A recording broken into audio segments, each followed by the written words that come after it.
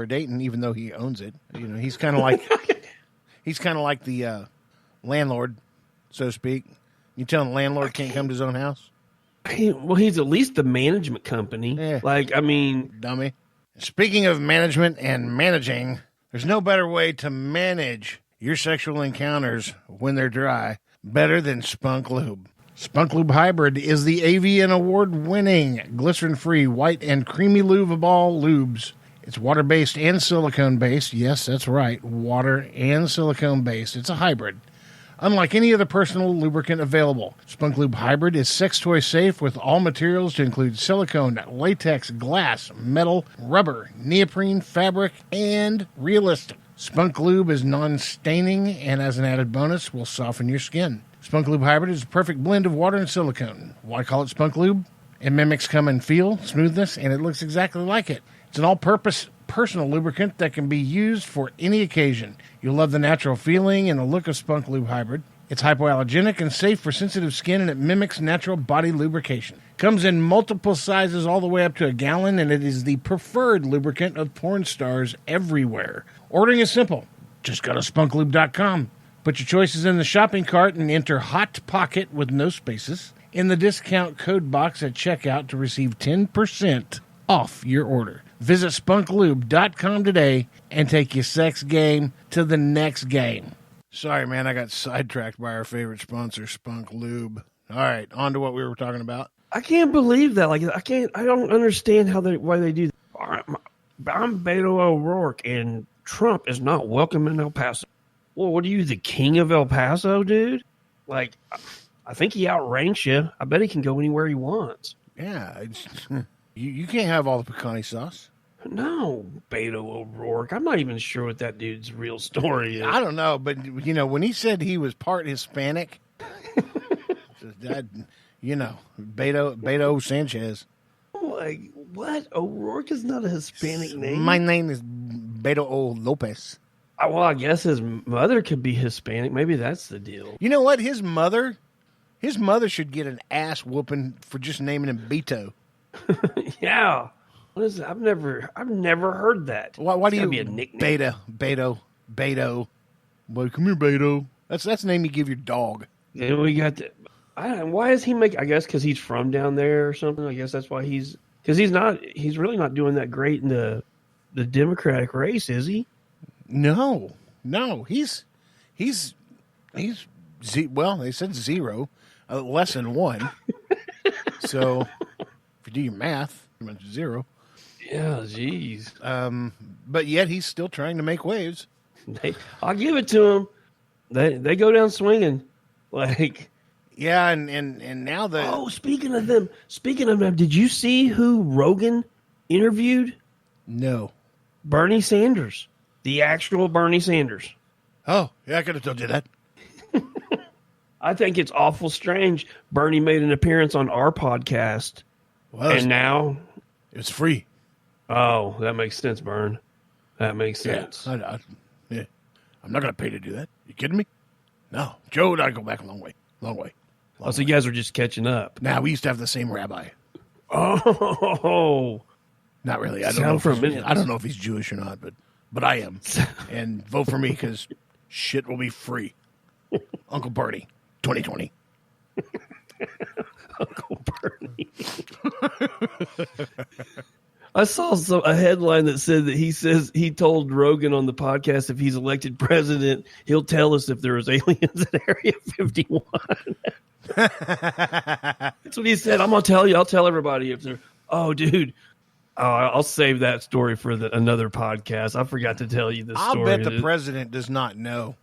Dude, I'm not kidding you.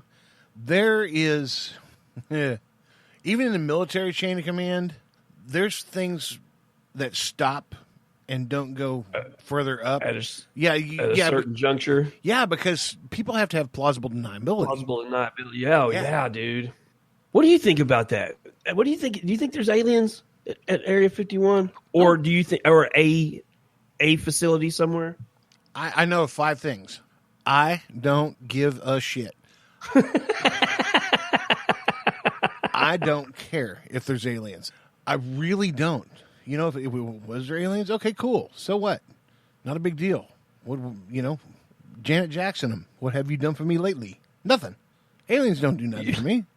Man, why are you crushing this dream of mine? Like you're just proving to me right now like how unimportant it is if there's aliens or not at Area 50. Because it's really not important. I like the moon landing one so much better.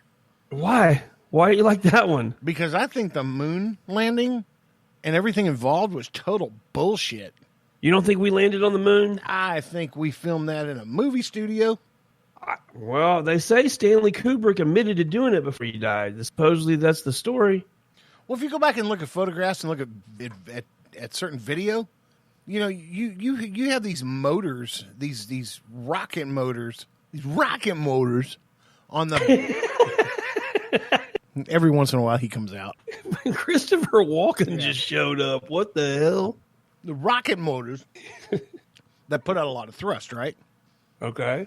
They have like all the thrust. Well, when he gets out of that moon lander, first off, here's two things. The view for him stepping off, that's one small step for man. That's one giant leap for mankind. First off, he was just like me on that one. He fucked that up. He's supposed to say something different. Forgot about what he's going to say, and that's what came out of his mouth. Turns out to be epic, but it wasn't. Look it up. Go down that rabbit hole. It wasn't what he was supposed to say. But everybody's watching him come off of that and take the steps, and it's so beautiful and so poetic. Well, I want to know who the mother bleep. God damn, I want to say that so bad. I want to know who some bitch was who got off of the moon lander and went and set up a camera 30 yards away so you can take your first step. Yeah, I got some questions. Right? Secondly, in that shot, in that exact same shot, you have these rocket motors that put out a lot of thrust. And if you notice when that thing was coming down and landing, you know, when Neil was on the moon and he picked up part of the moon, supposedly, when he picked up part of the moon, he was like, it's powdered, like talcum powder. Okay, well, here again, you got rocket motors that put out a shit ton of thrust. If this stuff was... If you take a fan, a handheld fan, and you spread baby powder all over your table, about 1 inch thick, and then point the fan down toward the baby powder and slowly start lowering it, watch what happens. It's going to blow baby powder everywhere. Poof. And you thought glitter was hard to get out of stuff? Anyways, why didn't that happen when the lunar lander landed?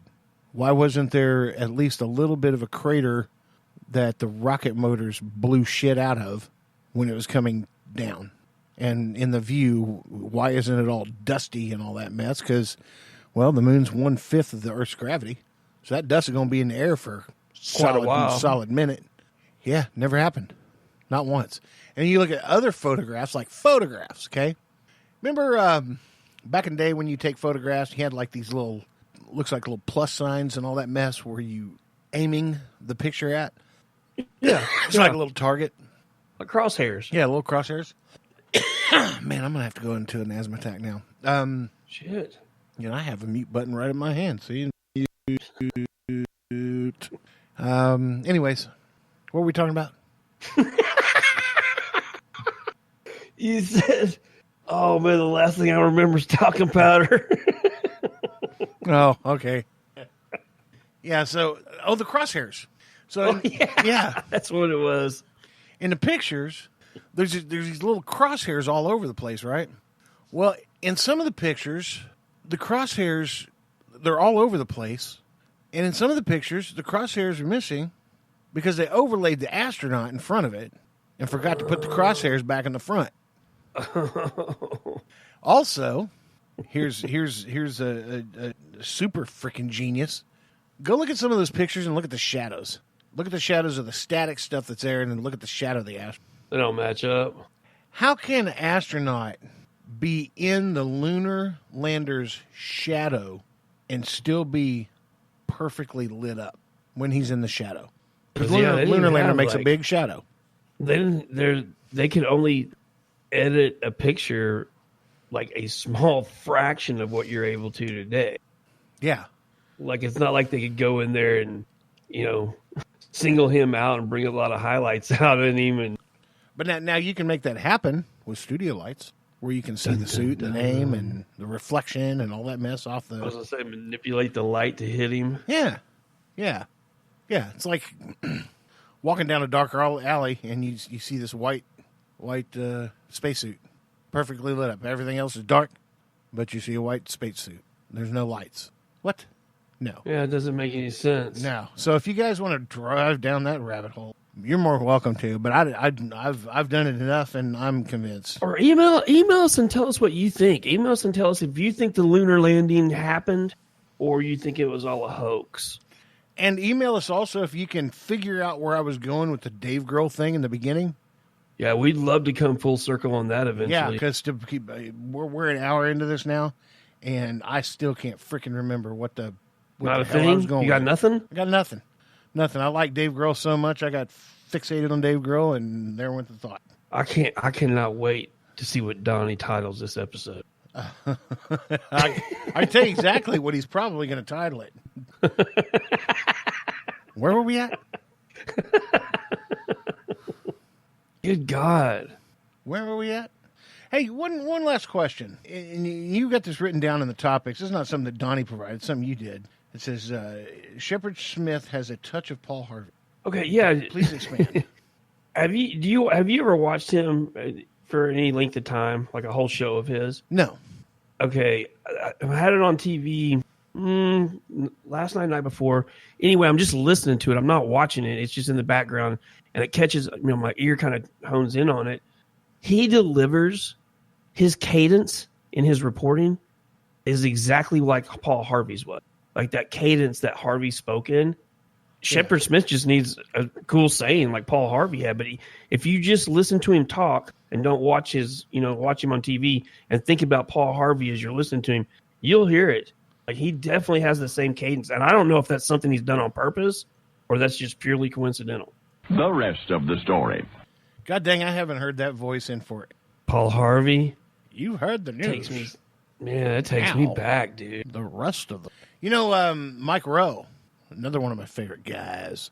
Speaking of, I need to get caught up on his podcast. Speaking of him. His podcast is called The Way I Heard It, and it is vaguely familiar with what Paul Harvey did in his story. Man, it's so much so that he wrote to the family of Paul Harvey and said, hey, look, I'm going to do a podcast, and I'm going to do it about some short stories, and I'm going to deliver it kind of in the way Paul Harvey would have. And the family was like, okay, sure. Thank you for asking, but yeah, go right ahead. And so that's what he did. And if you guys ever get a chance, just look up Mike Rowe. Totally forgot the name of the podcast. Oh, The Way I Heard It. The Way I Heard It. Yeah. Something's totally wrong with my brain, dude. I'm telling you, dude, I'm kind of concerned about you, man. What's going on tonight? I've been working a lot and kind of dehydrated. Your brain has been like, I'm not even going to work past 5 o'clock today. Yeah. It's shut down, dude. 6:30, my brain shut down. And so this might come out Thursday morning. I mean, at this rate, it's kind of a crapshoot. I know. We're going to finish this, and I'll probably go to the bathroom. And they'll be like, what the hell was I doing? What was I doing? Going to bed. That's right. Yeah. So, whoops. Anyways, I know this has been a way different podcast than what we had last week, and so if you guys didn't like it, well, I'm not sorry. We had something epic happen, and we recorded it. So I think we're going to try to do more lives. That was fun. That was super fun. I think we're going to try to do that again sometime. Yeah, that was a great time. Maybe we can do that for a UFC fight. That'd be I think that'd be awesome.